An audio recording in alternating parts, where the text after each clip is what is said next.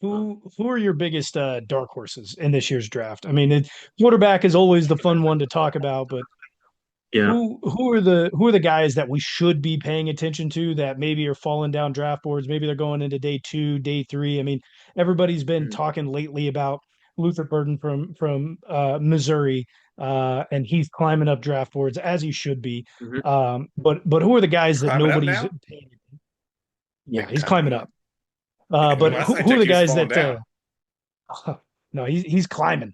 He's getting up the ladder. But who are we missing out on? Who are the guys that we should be paying attention to? Maybe day two kind of guys, or early day three. So for the Chiefs specifically, there's a couple guys that I've seen on draft boards that I would really like the Chiefs to take some intrigue into. Uh, one of those guys for me is a UNLV receiver by the name of Ricky White. Ricky White has great hands and acceleration abilities. He has a lot of potential.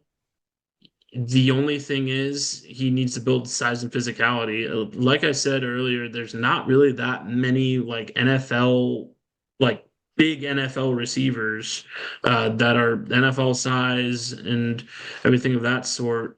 But you know what he lacks in size and physicality. I mean, you have to remember where Xavier Worthy was when we drafted him. I mean, he was a shrimp. And I think if the Chiefs take a flyer on Ricky White, if nothing else, he blocked 4 punts last year. He's a Dave Toub type of guy, if absolutely nothing else. And he'll be very successful in the special teams department, if not with the wide receiver in the receiving department with his great hands and acceleration abilities because he was a major deep threat for UNLV for I believe about 3 to 4 years. Another guy that I'm really looking for, uh, again with the Chiefs specifically, Ozzy Trapillo out of Boston College. He's an offensive tackle. Uh, None of the early round tackles impressed me all that much, but I came across Ozzy's tape and I came across his kind of draft profile. He could be a very good swing tackle choice, and he excels in pass blocking and neutralizing the edge. He's a big dude. He could really develop into being a great edge blocker with length, active hands, and the ability to kind of ride rushers outside. And I think the Chiefs certainly take a flyer on him. If not in round two, then if he's still available in round three. But I have him going off the board at 66 for us. Um, You pick up and then somebody just like that at not a first round guy, and he turns out to be a decent NFL, like that saves you so much money, like at a very Oh premier yeah. position for at yeah. least 4 years. Oh yeah, definitely. And then kind of the last Chiefs related guy that I have, and then I'll go into one that just like isn't my NFL dark horse. Maxon Hook. He is a safety out of Toledo. He is probably going to be a day three guy. I think the earliest I see him going off of boards is round five, but I think that's just because of his labeling as a Toledo Rocket and a Mac guy, because he's a big hitter. He's a physical defensive back. We all know Steve Spagnuolo loves his physical defensive backs. I believe he could be the Justin Reed replacement eventually, if not very, very soon. He covers the roof too with some excellent field roaming ability and has some really, really good play reading skills. He goes back to his size a little bit. He's not the biggest dude in the whole wide world, but I mean, he hits like he's big. I've seen some tape on him absolutely laying the wood. Um, Against Mac guys, yeah, but I mean Toledo dominated the Mac this Mhm. year. I mean they were great, It's and free money betting on Toledo this year. yeah, right, exactly, yeah, exactly. They just play on But Tuesdays. No one ever sees them because they play on fucking Tuesday and Wednesday. But it's Maction, dude. It's the best. exactly, it's Yeah. super fun. I think that's kind of why, and I think that's why a lot of people miss out on Mac players. Like, Oh, yeah. I mean, The first I mean, one that kind of Antonio comes to mind, Gates, Tony Mike, Gonzalez. It's Max Crosby, Eastern yeah, Max Michigan. Crosby. Oh my God, so many great Mac players. Fucking Ben Yeah, Roethlisberger. yeah. Big Ben, can't go wrong with him. Well, I'm Can't go wrong with that. On the not gonna go field any in further into that. But Pittsburgh, can't go yeah, wrong with Ben Roethlisberger. yeah, Was it Le'Veon Bell but a Mac guy too? yeah. Yeah, Or no, Antonio Brown was. Antonio Brown yeah. was. He went That's to right. Central Michigan. Yeah. Hmm. I can't remember. Le'Veon Bell went to Michigan State. There we go. That's it.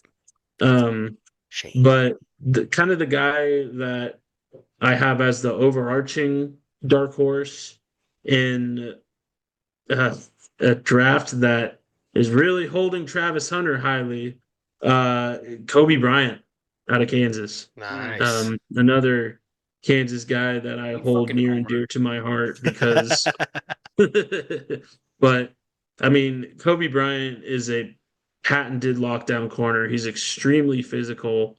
He covers the roof very well. He can come up and hit somebody. And I mean, we saw what he did to Travis Hunter. Travis Hunter got him once or twice, but I mean, not much further than that. And he's the Bolitnikov winner, allegedly. Hey, But hey, I mean, Insult to Fred Bolitnikov. He's falling but in his grave. but I mean, him and Milo Dotson were the best corner duo in the Big 12, and Kobe is another guy that brought this Kansas Jayhawks team who was in the doldrums of college football into a new light. And I think with that, you got a guy that can come in there and be a leader as well. And he's a great, standard DB in terms of his trash talking, but he can walk the walk and talk the talk, which is why he trash talks so much. So, and just he's definitely a guy that I see shooting up draft boards. He's kind of a hidden gem that I think will go in probably round 2 or 3. And I think a team will benefit heavily The from Raiders need him. yeah. He just Raiders need tweeted a out the lot. Chiefs today. Did he really? Yeah, Yeah, he told the Chiefs to bring him home. He was like, he I liked visited. playing in your stadium this year. Can I come back? Basically what Devin Neal said after his last game at Arrowhead. So who knows? Maybe it will be the Kansas City Jayhawks this year because Mello Dotson and Logan Brown are also at positions of need for the Chiefs, and Logan Brown is looking like another guy that I think could shoot up draft boards too. So On that note, how many stadiums. Jayhawks Oh. at the end of the draft get taken? Oh, here we go. oh man, so Devin for sure, Kobe for sure. I could see.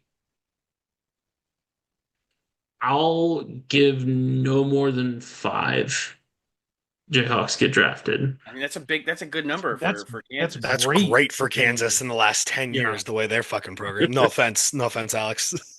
Hey, it's all right. No, Yeah. yeah. I I mean, understand. post Mangini, that's Very good. fantastic. Mhm. Yeah, no, Lance Leipold has done an excellent job of turning that program around, and you can see it in the recruiting. You can see it in what players have to say about him.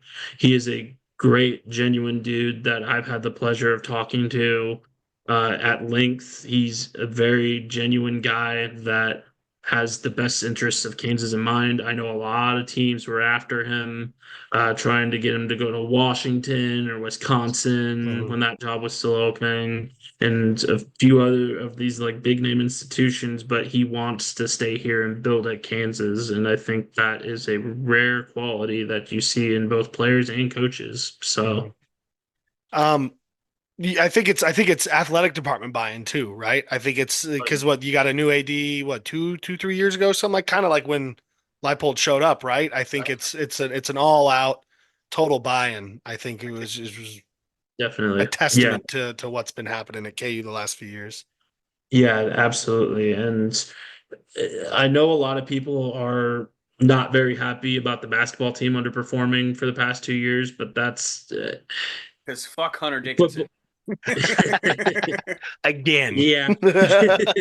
There's levels to that conversation. There's a lot of accusations being thrown around, but Hunter Dickinson is definitely suspect number one in terms of who draws the most ire. But overall, what Travis Goff has done, that athletic director of Kansas, he has recognized that football is the moneymaker and will likely always be the moneymaker. And you can have a blue blood basketball team, you can have these super Whammadine facilities and everything, but until you have a good football team, you're not making nearly as much money as you could be making. And you're not going to be keeping up with the Joneses, even if your basketball team is like multiple time national championship winners.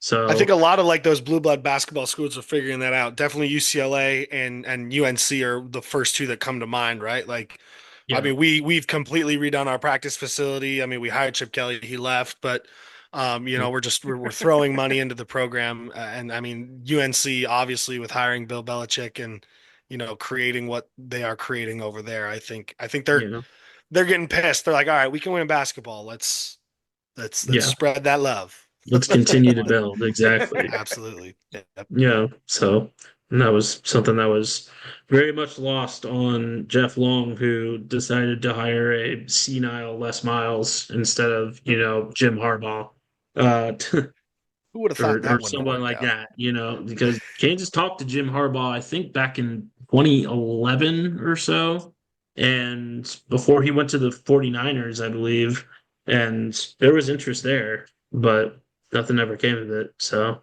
That's the shit And that hurts obviously, your soul he's as a a Michigan fan. man. So That's what hurts you as a fan. You're like, oh, we could have had Harbaugh, but we took Les Miles. Oh, exactly. like, oh Yeah. man, But just Well, like LSU. we're we're what less than we're exactly a week away from the NFL draft, right? Starting Mhm. on yep, Thursday. Oh man. right around this Land this time plane. too. Let's land this plane with the Chiefs, man. I am excited for exactly what is coming up in this draft. We've got some picks. Um Tommy I going think through we got what turbulence over there. I think Flying Delta.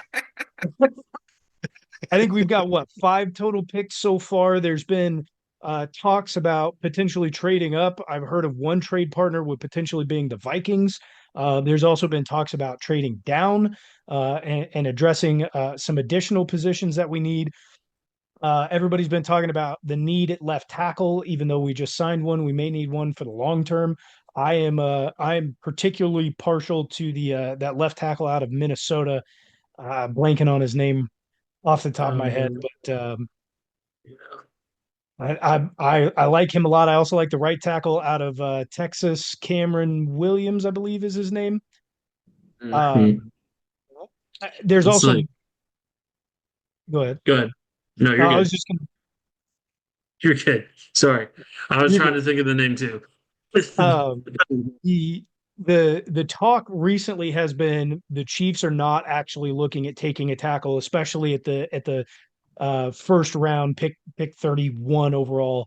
Probably not going to trade up to take one either, just because we've kind of filled that position at least for the next two seasons. At left tackle, right tackle may be open at the end of the year. But where do you have the Kansas City Chiefs moving on draft day and draft weekend? So I have them taking a defensive lineman, and I know a lot of people were kind of questioning that, saying, "Well, are you thinking Chris Jones is going to leave? Are you thinking, are they going to clean house in that department?" I personally think we could certainly do more with the defensive line. I think we were really successful last season, or well, 2 seasons ago. I don't think we were as as successful this past season as we were 2 seasons ago. But with the development that you're seeing from George Karlaftis, and obviously, Chris Jones is Chris Jones, but Chris Jones is still a human being. And what we saw in the Super Bowl this past year, with him kind of going down with a neck injury, which the tush push did cause an injury for everybody that's saying that it didn't. There was proof in the pudding right there. But I I like Derek Harmon out of Oregon. That's kind of the guy that I have going at pick 31. Uh, like you said earlier, there's a few people that want an offensive tackle here. I just don't like the offensive tackles, the early round ones at least. I think if you draft somebody and let Jalen Moore do his thing for 2 seasons, you could definitely put a decent band-aid over that position for those 2 seasons, and you could develop a guy like Ozzie Trapillo out of Boston College, or the guy out of Minnesota, the guy out of Texas. You could develop one of those guys into a decent tackle for you. Harmon also reminds me a lot of Chris Jones with his length and versatility. He's a very powerful bull rusher that can disrupt and allow for sack masters, like George Karlaftis and Chris Jones, to wreak havoc, and then in turn develop him into being a guy that finishes the job as well. But right now, I think we could definitely use a disruptor that allows for Chris Jones and George Karlaftis to get back into the pocket faster. And with the age of the quick release, there's not as many deep throws anymore per se. I think that's huge, and like I said earlier, his versatility I really admire. He can play anywhere on that defensive line, and with that, he reminds me a lot of Chris. So I think you don't necessarily find your immediate Chris Jones replacement in him, but you find a guy that could develop into someone that could allow you to seamlessly transition once Chris Jones is gone. So That I wouldn't. that left tackle out of Minnesota has a hell of a name, so I'm not sure if you didn't remember it or just didn't want to attempt at it. Go ahead, Devo. Go ahead, Ariante Bo. Ursary One more time. Ariante Ursary. that's right. Yeah. Yes. There's I an knew it started apostrophe with an somewhere A. in there. No, there's not. There's Wow. but stand he's corrected. getting a decent amount of national attention. So Mm. like I see an article from Philadelphia. I see an article from New England. So he's getting attention. So I'm not He's been moving surprised. up the board. Mhm. Yeah. Did you guys resign Nick Bolton? I can't remember. This Yes. is you did? Mhm. Okay. Because I was, UCLA guy, Carson Schlesinger. I'm not saying his name right, but there's a lot of vowels in there. And but yeah, Schlesinger or something like that. He's a great linebacker, but he's kind of small, like for, like I think he's lanky. And I think he will be utilized as a defensive lineman probably in the NFL, like as a pass rusher. So that's kind of who came to mind, just knowing the UCLA roster. But no, I think as someone who's not a Chiefs fan, what the Chiefs need to work on is their left tackle and just the offensive line, I would say in general. So Alex, I really like Hart. I think he'd be. I just don't know if he falls to us. My top guy, who I think we could definitely get, maybe not day one, but probably day two, is the Tennessee defensive lineman Omar Norman Lott. That would Mhm. be a guy I would love to see. I know that we need to get a linebacker. I'm, as an Oklahoma fan, obviously privy to Danny No. Stutz, but yeah, bro, he was a dog this I year, think he dude. can fit what we're solid. missing when we lost Willie Gay. I think he could easily fit in that role. Mhm. I also know we need a safety, and I'm obviously probably a big proponent of Billy Bowman, but I think that would be a guy who could develop very nicely into our safety role. Certainly. Yeah. When are we One gonna draft guy. a white corner? I'm not sure if there are any available this season. Fresh out no, after look, Cooper DeJean got drafted last No. year there, Bo. He Fresh he out. just took all that lack of melanin. Uh, but one guy that I have been looking at more and more out of Buffalo, linebacker Sean Dolak. He was a 2024 All-American with 222 total tackles, 12 and a half sacks, 6 interceptions, 12 pass deflections, and 3 forced fumbles as a 3-year starter. He is a guy that's a little undersized, but he reminds me a lot of, I don't know if you know any Washington football history, but London Fletcher is a guy that I am reminded of when watching him play. I mean, he's a very London quick Fletcher was guy. not undersized though. Yeah, he was like 5'11". Oh, I 5'10", was like 5'11". he was way. I feel like he was wide. No, he was a big Yeah. boy, Yeah. and Sean Dolak is a big boy too, but he's just like short, and the reach is a concern as well, like his arm reach, so getting off blocks and everything. But he's a quick guy. He's a quicker guy. I want to say he's still not amazing in coverage, but he can fly around and do a lot of what Drew Tranquil can do, and having two Drew Tranquils is better than I feel like having just one. So Fair. You That's you do super seem to fair. like the undersized guys. Like almost every guy you've mentioned, you said there's something you can count against him size wise. it's about the size of the heart, baby. Yeah.